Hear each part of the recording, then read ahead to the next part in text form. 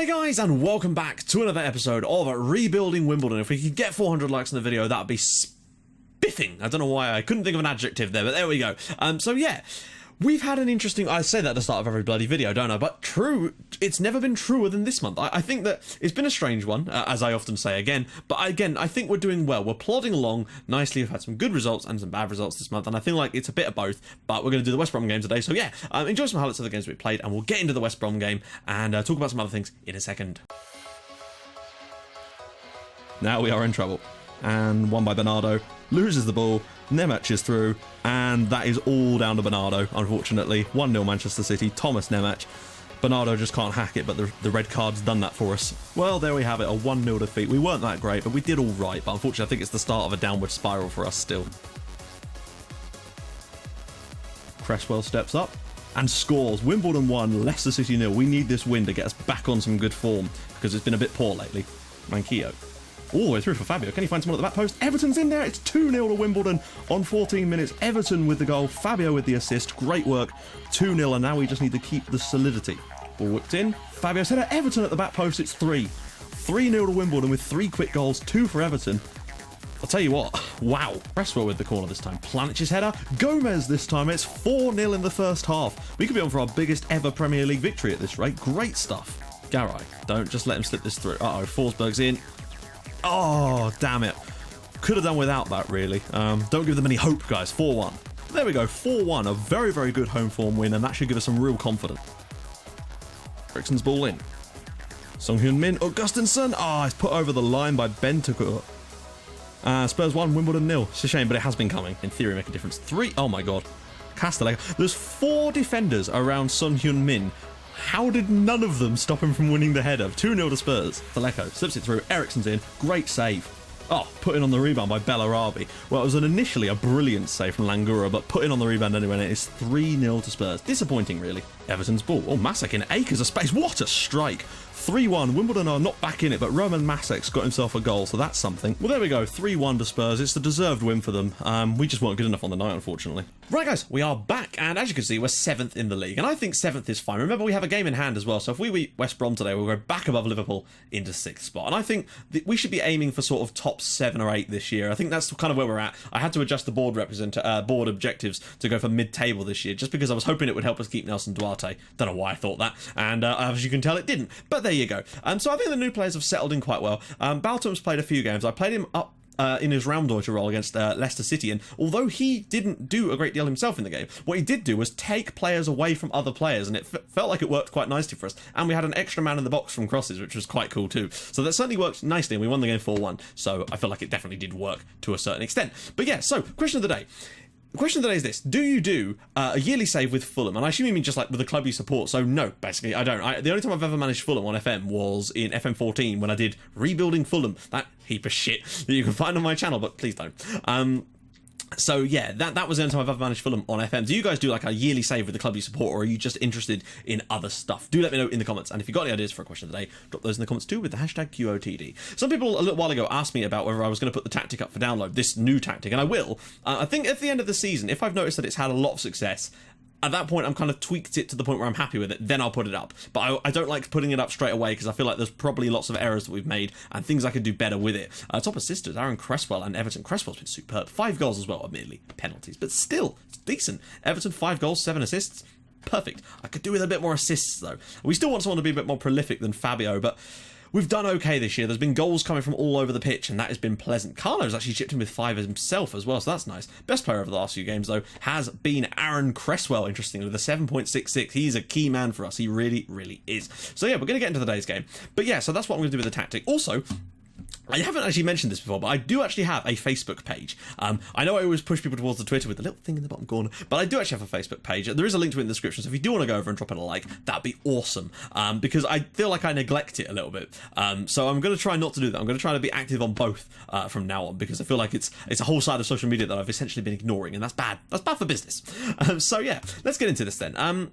We're going to go with this again, because unfortunately we've got a few injuries and suspensions. Fabio picked up a knock in the last match, which is annoying.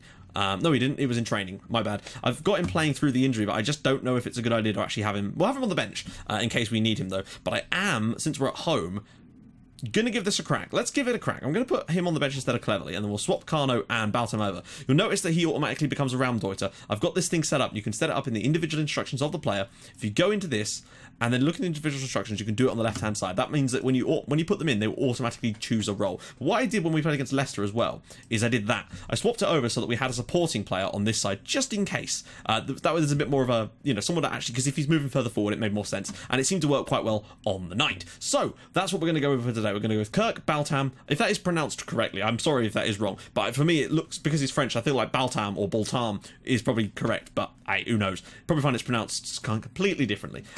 Whoa. That was really stupid of me. Ribeiro is not going to start. My camera thing is just shut off on my tablet. Hopefully that isn't going to be the end of the days. But yeah, Langura. I've been impressed with Langura so far. I really have. Admittedly, yeah, okay, he's had some poor games. But the fact is he's decent. He's actually got a better save percentage than Ribeiro, which is interesting.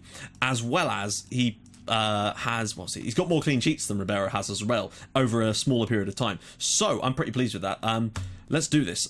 That's a very, very defensive system, and in theory that should work to our advantage. They're obviously going to be relying on Gregoritz a little bit, and he's going to be on Baltam's side, so I've got to be careful there.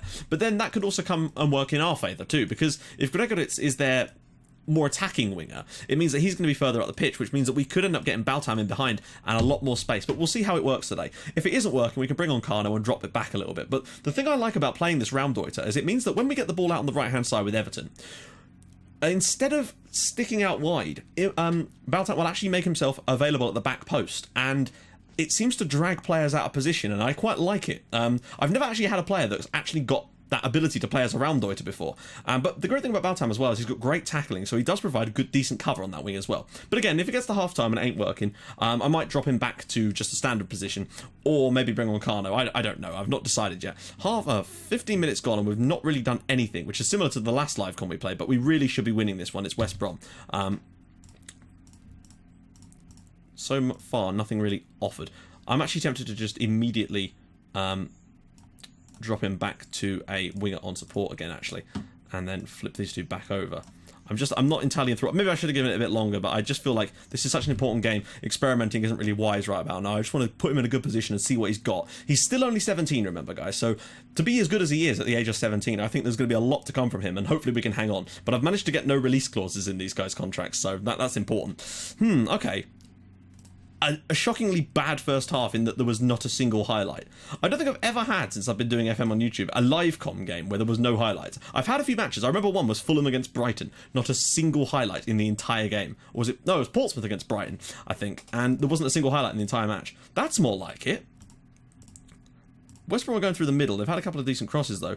Whereas we've done okay out wide. So I'm actually going to put on exploit the flanks, both of them, for the second half, since we've got Baltam, and I'm thinking he's decent out wide. Although, of course, when it comes to crossing, that's the problem. And I just wonder if... That's why I'm using him as a Raumdeuter when I can, because his crossing ability is not really up to scratch, and I'd rather him be getting in a position to score than to put a cross in.